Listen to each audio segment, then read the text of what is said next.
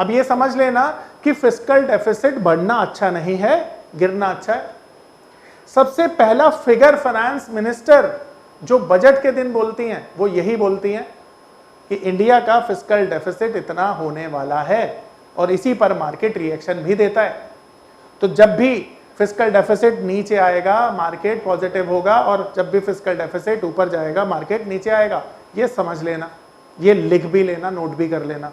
Investment in securities are subject to market risk. Please carry out your due diligence and read all the related documents carefully before investing. Channel को subscribe करना ना भूलें और हमारे ताज़ा video सबसे पहले देखने के लिए बेल आइकन को दबाएं।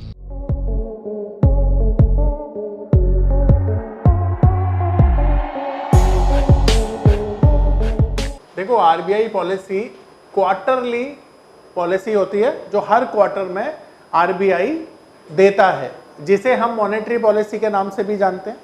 अब ये पॉलिसी क्यों इंपॉर्टेंट है पहले ऐसे समझते हैं, पर इस पॉलिसी में आरबीआई क्या करता है पहले उसे समझ लेते हैं, फिर वो डिटेल में समझेंगे। अब देखो, ये जो आरबीआई की पॉलिसी होती है, जैसा मैंने अभी आपको बताया, ये क्वार्टरली पॉलिसी है, हर 3 महीने में एक बार ही आएगी। अब यहां पे ना जो आरबीआई है उसका फोकस 2 चीजों पर होता है। पहला, देश की मनी सप्लाई को रेगुलेट करना, कंट्रोल करना, और वो इसलिए ताकि देश में इन्फ्लेशन जो है मैनेज हो पाए। और दूसरा, देश में ग्रोथ हो, इसी ग्रोथ के लिए वो इंटरेस्ट रेट में चेंज करता है। तो आरबीआई का मेजर फोकस पता है क्या है? इन्फ्लेशन को कंट्रोल करना, ग्रोथ को एक्सेलरेट करना। ये मेजर ऑब्जेक्टिव होते हैं आरबीआई के। अब आप इन्फ्लेशन को कैसे देखते हैं?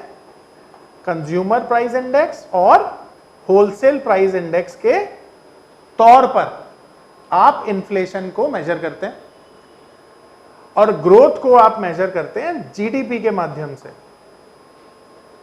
तो आरबीआई का फोकस होता है जीडीपी बढ़े और इन्फ्लेशन कंट्रोल रहे।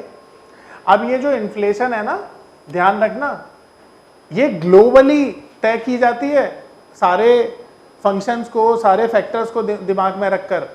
ऐसा समझो कि अगर दुनिया में जियोपॉलिटिकल टेंशन है तो आरबीआई गवर्नर साहब बोलेंगे कि देखो अगले 3 महीने में इन्फ्लेशन बढ़ेगी हमारी, इसलिए बढ़ेगी क्योंकि दुनिया में जियोपॉलिटिकल टेंशन ठीक नहीं है, उसकी वजह से क्रूड महंगा होगा। क्रूड महंगा होगा तो चीजें आपके हिसाब से महंगी हो जाएंगी। तो आरबीआई गवर्नर साहब ये सारी चीजें एनालाइज कर रहे हैं। कैसे कर रहे हैं? दुनिया की इकोनॉमी को बेस मानकर।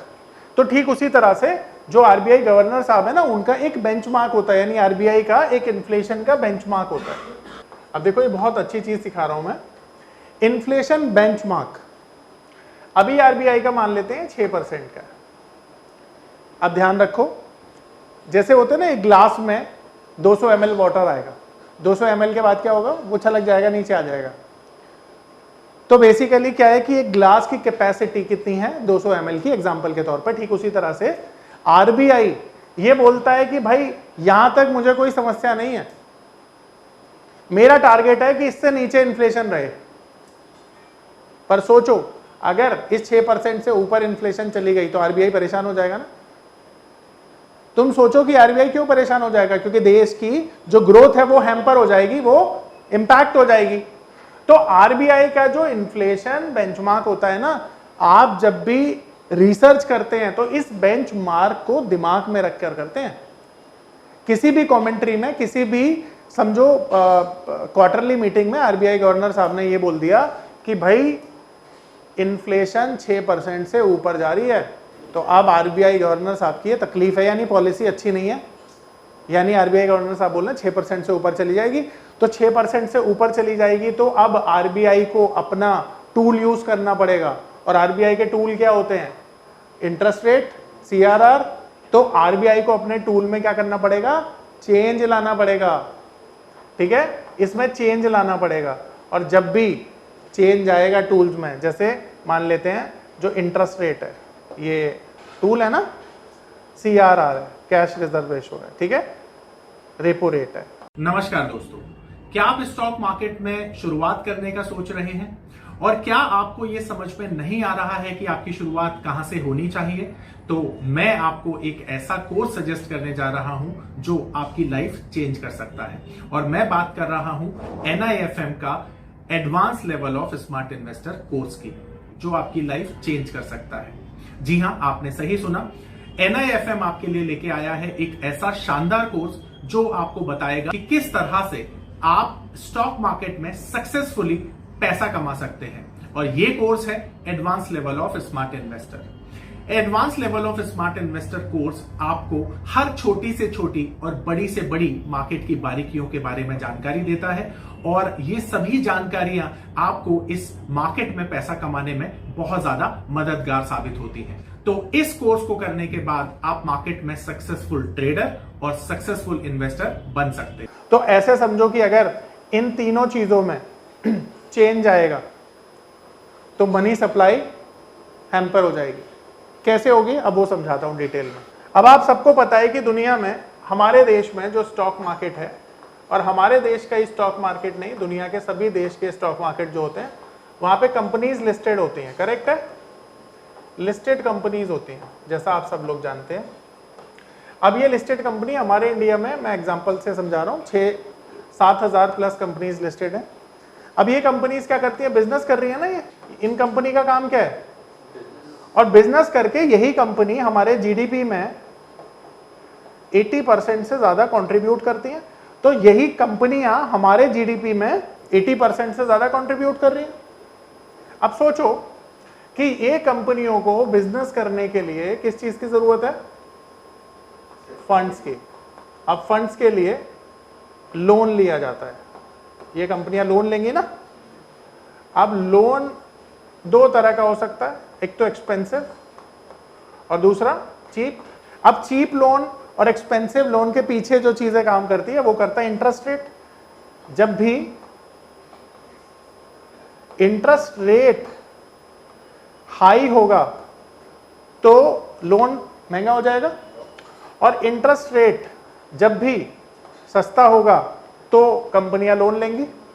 अब समझो ये चीज कि जब कंपनियां लोन लेती है ना, तो लोन लेके क्या होता है, अभी इसे आगे समझाता हूं मैं। अब जब कंपनियां लेती हैं लोन, ठीक है, तो चीप लोन होगा तो कंपनियां क्या करेंगी, लोन लेंगी, और लोन लेके क्या करेंगी, अपने बिजनेस को एक्सपैंड करेंगी। तो मान लेते हैं प्रोडक्शन कर रही हैं कंपनियां। अब जब प्रोडक्शन होगा तो हायरिंग भी की जाएगी। हायरिंग का मतलब हो गया नौकरियां क्रिएट होंगी। अब हायरिंग के बाद इनको क्या मिलेगी, सैलरी मिलेगी। अब सैलरी मिलेगी तो क्या होगा, कंजम्पशन बूस्ट होगा, सरकार को टैक्सेस भी मिलेंगे, लोगों का माल भी बिकेगा। यहाँ पे कंजम्पशन होगा, ठीक है, इसको मैं आगे ऐसे लिख देता हूं। अब कंजम्पशन होगा, और कंजम्पशन जब हाई होगा तो क्या होगा, जीडीपी बढ़ेगा नहीं बढ़ेगा, देश का जीडीपी बढ़ेगा।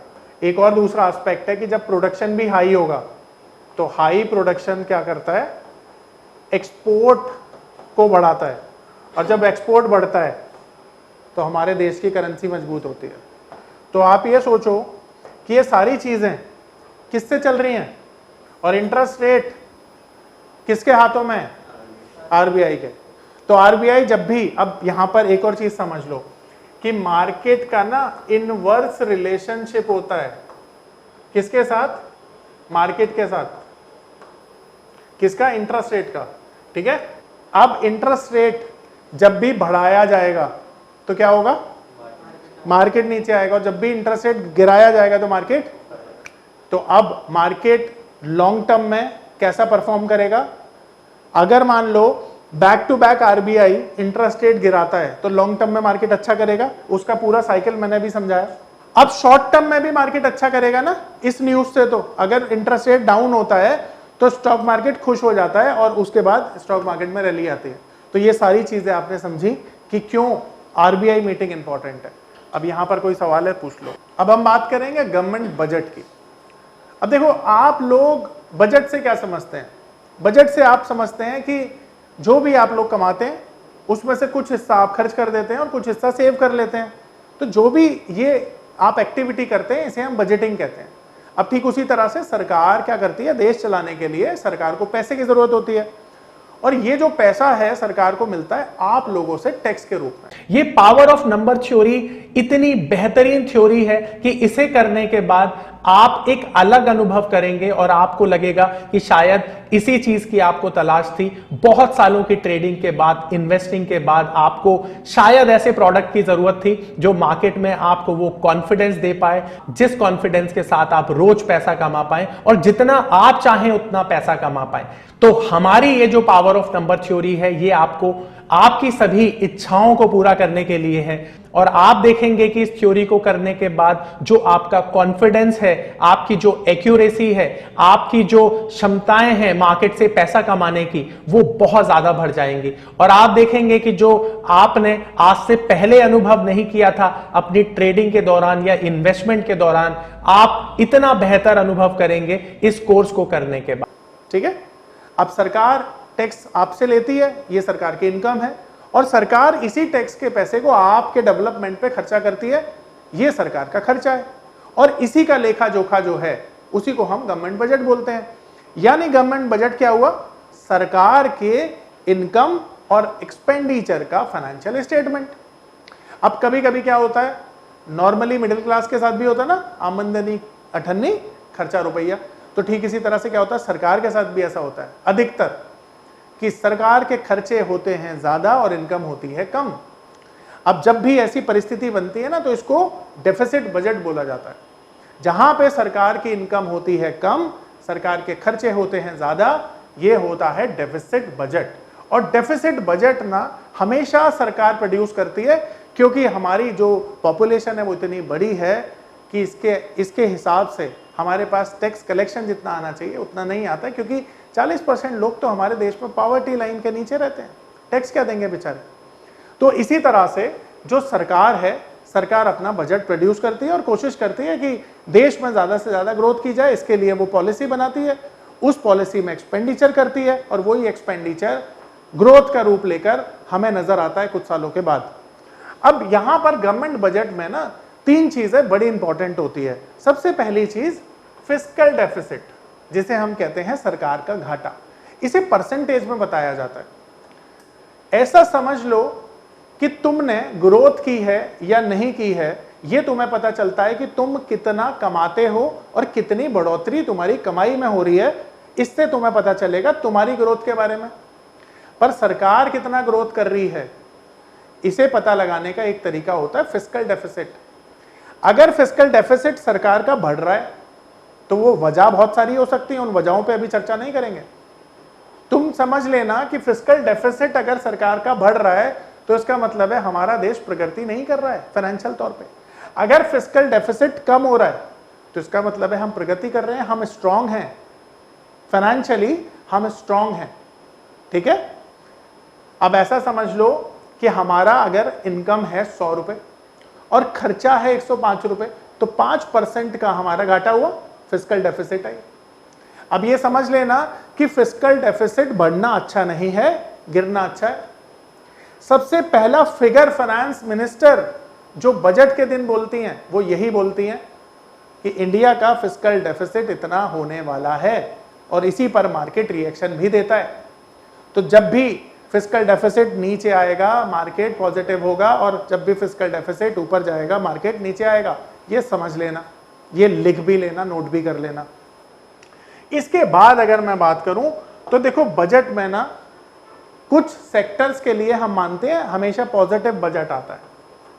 तो जैसे एग्रीकल्चर जो सेक्टर है ना, एग्री सेक्टर, ये बजट फ्रेंडली सेक्टर्स होते हैं। इसी तरह से ऑटो, इसी तरह से बैंक, इसी तरह से फर्टिलाइजर, ये और समहाउ एफएमसीजी। अब ये जो सेक्टर्स है ना, ये बजट फ्रेंडली सेक्टर्स माने जाते हैं। अब बजट फ्रेंडली क्यों माने जाते हैं? क्योंकि इनमें बजट में इन सेक्टर्स के लिए बहुत सारी अनाउंसमेंट आ सकती हैं। और इसके साथ साथ आप इंफ्रा भी लिख लो। अब ये जो 6 सेक्टर हो गए, ये बजट फ्रेंडली सेक्टर माने जाते हैं, और बजट में अक्सर हम ये एंटिसिपेट करते हैं कि इनके लिए कुछ ना कुछ आएगा।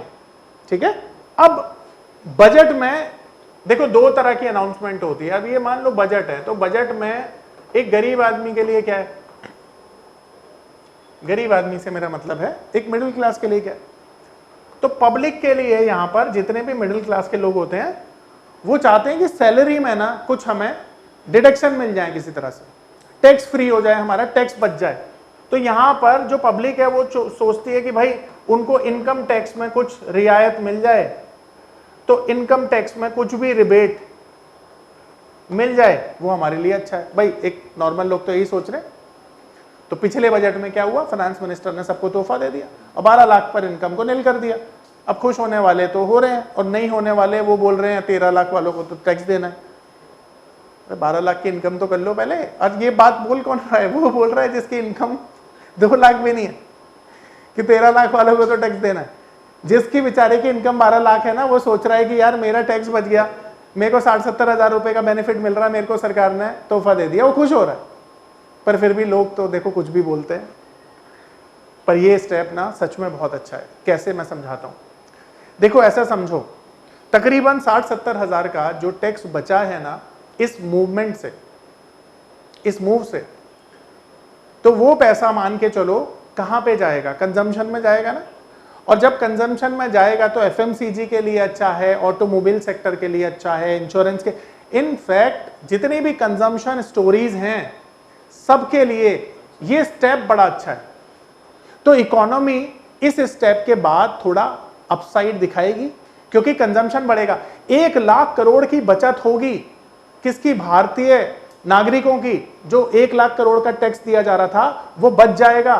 कॉमन मैन को कितनी रियायत, कितनी सहूलियत मिलेगी इससे, आप सोचो। और ये 1 लाख करोड़ कहां आएगा? इंडियन मार्केट में आएगा ना, किसी ना किसी फॉर्म में। तो ये हमारे लिए अच्छा है ना, और ये इकोनॉमी के लिए भी अच्छा है। तो जब भी ऐसी अनाउंसमेंट होती है ना मार्केट के लिए, ये पॉजिटिव होता है, ध्यान रखना। अब दूसरी जो अनाउंसमेंट होती है वो किसी पर्टिकुलर सेक्टर के लिए हो सकती है, तो सेक्टर वाइज परफॉर्मेंस अच्छी हो सकती है। पर एक ट्रेडर, एक इन्वेस्टर, इसके लिए मार्केट में क्या है ये समझते हैं। अब देखो एक ट्रेडर के लिए क्या है, एक इन्वेस्टर है। अब इन्वेस्टर तो शॉर्ट टर्म लॉन्ग टर्म दोनों में ट्रेड कर रहा है ना। तो आपको पता है कि जो शॉर्ट टर्म और लॉन्ग टर्म जो है उसमें टैक्स दिया जाता है, टैक्स लगता है ना। शॉर्ट टर्म के लिए जो टैक्स है आपको पता होगा 20% का है, लॉन्ग टर्म के लिए 12.5% का है। अब इसे अगर बढ़ा देंगे तो स्टॉक मार्केट में निवेशक तो अपनी पोजीशन निकाल लेगा। तो इसको बढ़ाना हमेशा नेगेटिव माना जाता है, ध्यान रखो, और इसको गिराना हमेशा पॉजिटिव माना जाता है। तो अगर ये टैक्सेस कम कर देती है सरकार तो स्टॉक मार्केट में रैली आनी चाहिए इस न्यूज के चलते। और दूसरा, जो आप सीटीटी देते हैं ना, सिक्योरिटी ट्रांजैक्शन टैक्स, अगर ये बढ़ा दिया तो ये नेगेटिव होता है। यानी अगर आपको एज ए ट्रेडर ये बढ़ा हुआ मिलेगा तो आपके खर्चे बढ़ जाएंगे ना, और अगर ये गिर गया तो आपके खर्चे कम हो जाएंगे, आपकी जेब में ज्यादा प्रॉफिट आएगा। तो एज ए ट्रेडर मैं क्या चाहता हूं, मैं चाहता हूं कि सरकार टैक्सेस कम कर दे long term short term capital gain पे, और दूसरा एसटीटी भी कम कर दे। इसका सरकार को तो ज्यादा फर्क नहीं पड़ेगा, 5-7 हजार करोड़ का फर्क पड़ेगा, पर कम्युनिटी जो ट्रेडर वाली है, इन्वेस्टर वाली है, वो बहुत खुश हो जाएगी और उसको जो है काम करने में मजा आएगा। एक ऐसा प्लेटफॉर्म जहां पर उसकी जेब में ज्यादा पैसा है, तो ट्रेडर तो यही सोचता है ना। तो ये बजट का कंक्लूजन मैंने आपको बताया, बजट को इस तरह से समझते हैं। अब यहां कोई डाउट है, आप सवाल पूछिए। देखो एग्जैक्टली अब जैसा मैंने बोला ना, किसी पर्टिकुलर चीज के लिए अगर अनाउंसमेंट आ रही है तो उसका फर्क जरूर पड़ता है। फॉरेन इन्वेस्टर्स में भी फर्क पड़ता है? बिल्कुल पड़ता है। अगर फॉरेन इन्वेस्टर को भी समझो टैक्सेस कम मिलेंगे, कम देने पड़ेंगे, तो वो भी ज्यादा मोटिवेट होकर यहाँ पर आएंगे। मार्केट में इम्पैक्ट तो उससे भी आता है, मार्केट पे भी इम्पैक्ट आएगा उससे, क्योंकि जितने इन्वेस्टर आएंगे उसी हिसाब से फिर मार्केट ऊपर जाएगा।